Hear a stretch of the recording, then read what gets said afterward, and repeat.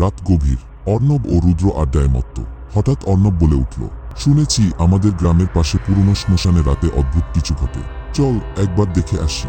রুদ্র প্রথমে ভয় পেয়ে আপত্তি করলেও শেষমেশ রাজি হলো। রাত 11টার দিকে তারা সেই শ্মশানে পৌঁছায়। শ্মশানটি পুরোপুরি নির্জন, চারদিকে বড় বড় গাছের ছায়া আর বাতাসের শো শো শব্দ। আশেপাশে কোনো আলো নেই, শুধু চাঁদের ম্লান আলো। শ্মশানের ভেতরে তারা হাঁটতে থাকে।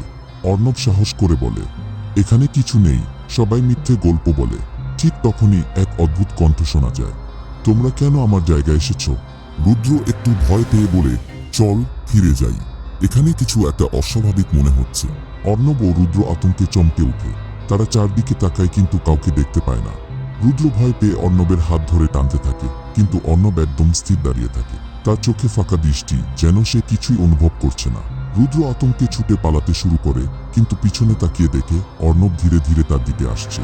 তবে তার মুখটা কেমন বদলে গেছে, চোখে অদ্ভুত একটা চাহনি। রুদ্র গ্রামে পৌঁছে সবাইকে ডাকে। পরদিন সকালে সবাই মিলে অর্ণবকে শ্মশানের পাশে অজ্ঞান অবস্থায় খুঁজে পায়। জ্ঞান ফিরে আসার পরে অর্ণব কিছুই মনে করতে পারে না। তবে সেই রাতের পর থেকে রুদ্র আর কখনো শ্মশানের দিকে পা বাড়ায়নি।